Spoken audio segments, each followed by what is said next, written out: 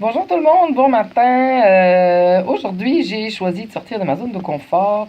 Je suis dans le bain, ben oui. Déjà, prendre un bain le matin, ça sort des standards. On prend une douche le matin. Ben moi, aujourd'hui, j'ai choisi de prendre soin de moi et j'ai décidé de prendre un bain.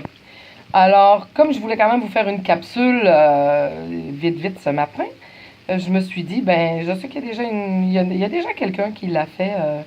Prendre une capsule dans son bain, rassurez-vous, vous ne verrez rien de disgracieux. Euh, Pourquoi j'ai décidé de faire ma capsule dans le bain? Parce que je vais vous parler de l'eau aujourd'hui, entre autres. L'eau, c'est notre source la plus importante. Et parce que si on veut bien y penser 2 minutes, on se construit dans l'eau, dans une matière aqueuse quand on est dans le ventre de nos mères. Et on est quand même composé à 2 tiers d'eau. On sait aussi que manquer de nourriture, jeûner de nourriture, on peut jeûner longtemps de nourriture, mais l'eau, on en a besoin. C'est vraiment notre source de vie, c'est notre source vitale, l'eau. Et ce matin, je me disais, l'eau, pourquoi parler de l'eau? Parce que l'eau, c'est la source de vie. L'eau, c'est unique. On peut prendre n'importe quel liquide, mais tout est composé d'eau, quelle que soit la boisson. Il y a de l'eau dedans. Donc, l'eau est un élément vital et important. Et je me suis rendu compte que l'eau, pour moi, ça veut aussi dire être authentique et unique.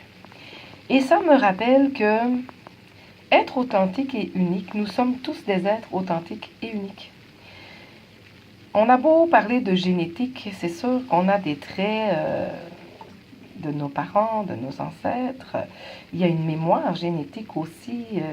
Il y a des choses qui ne nous appartiennent pas et que l'on traîne. Et c'est prouvé avec l'épigénétique. Mais être authentique et unique, c'est vraiment important. Réaliser que chaque être humain a une authenticité et une unicité propre. C'est vraiment important de respecter ça, de se respecter dans son authenticité, dans son unicité et dans son être. Alors, si vous retenez que O-E-A-U, c'est être authentique et unique. Quand vous doutez de vous, quand vous vous posez des questions, quand vous posez des gestes ou quand vous reproduisez des gestes, demandez-vous, est-ce que ces choses vous appartiennent? Est-ce que c'est votre être profond? Est-ce que c'est vraiment vous? Est-ce que c'est l'être authentique et unique qui parle, qui agit? Je vais m'adresser aux femmes sans mettre de côté l'importance que les hommes ont dans nos vies.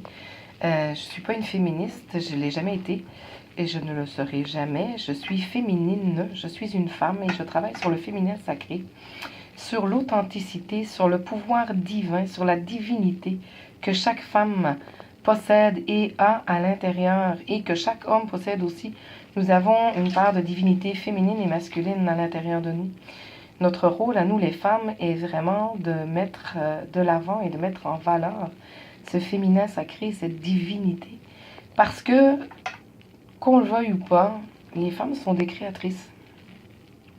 Alors, j'aime pas dire qu'on est des matrices parce que ça fait un petit peu... ça fait moule à gâteau, je trouve, mais nous sommes des vaisseaux de création. Et si nous ne reconnaissons pas notre authenticité, notre être authentique et unique, si nous ne reconnaissons pas ce féminin sacré, ce pouvoir unique qui appartient aux femmes de créer, de donner la vie, où est-ce qu'on s'en va? Qui sommes-nous? Qui voulons-nous être?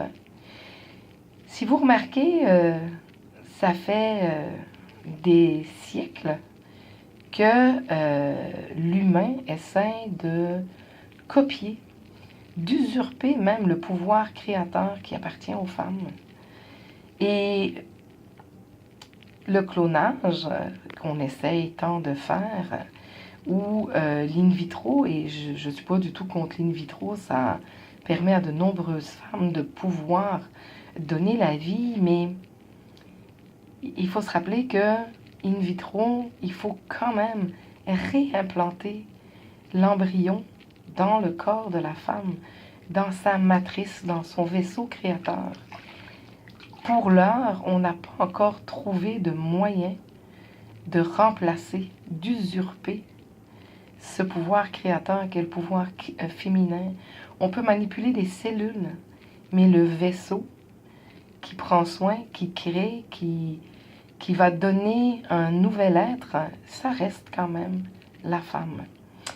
Je ne sais pas si vous le savez, mais je vous disais être authentique et unique. Il y a un très vieux film, je ne sais même pas, je pense pas qu'il soit encore disponible, qui s'appelle Ces enfants du Brésil et qui parle du tristement célèbre docteur Mengele. Petite histoire qui a été le docteur qui a fait des expériences pas forcément très joyeuses sur de nombreux êtres humains, les tziganes notamment, les juifs bien entendu.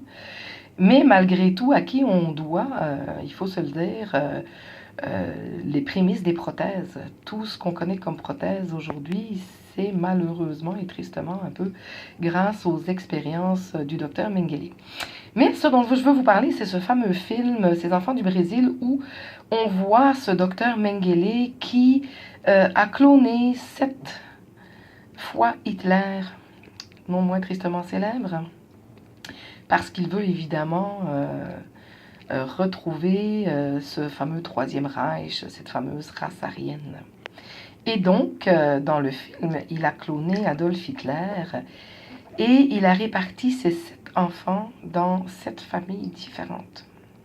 Ce qu'on apprend dans le film, c'est que pour cloner quelqu'un, pour que cette personne devienne la copie conforme de l'être unique et authentique à la base, il faut le remettre exactement dans les mêmes situations, provoquer le même vécu. Sinon, ça ne marche pas. C'est intéressant et ça vaut la peine qu'on y réfléchisse. Nous sommes ce que nous sommes, mais nous sommes avant tout des êtres authentiques et uniques. Nous venons pour remplir un rôle particulier et qui nous est propre.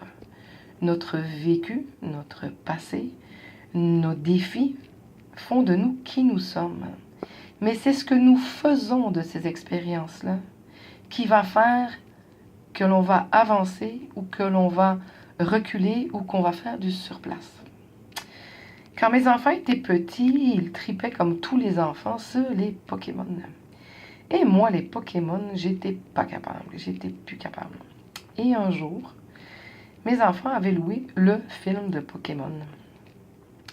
Et je partais de reculons, évidemment, en bonne adulte que je suis, jusqu'à ce que j'entende une phrase à la fin qui est devenue pour moi une phrase importante, et où on voit un personnage qui s'appelle Mewtwo dire aux autres Pokémon la phrase suivante. Ce n'est pas le don de la vie qui fait qui vous êtes, mais ce que vous faites du don de la vie qui vous a été donné.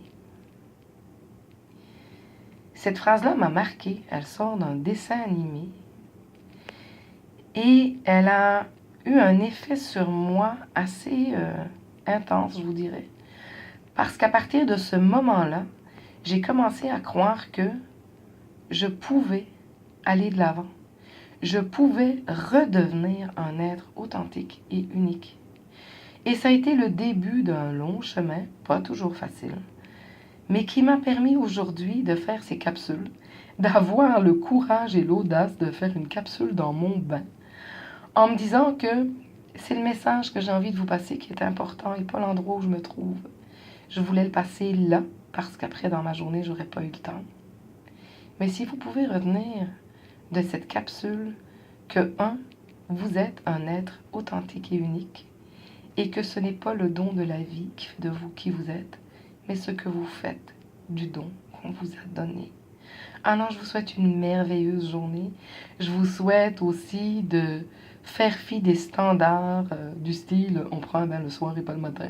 Ben, moi, je suis une rebelle. J'ai décidé de prendre un bain ce matin. Et donc, si je veux pas être en retard à mon rendez-vous, il va falloir que je vous abandonne là-dessus. Je vous promets de vous revenir, comme toujours, avec amour, avec authenticité et dans toute ma vulnérabilité. Je vous aime, je vous souhaite une merveilleuse journée. Hasta la vista.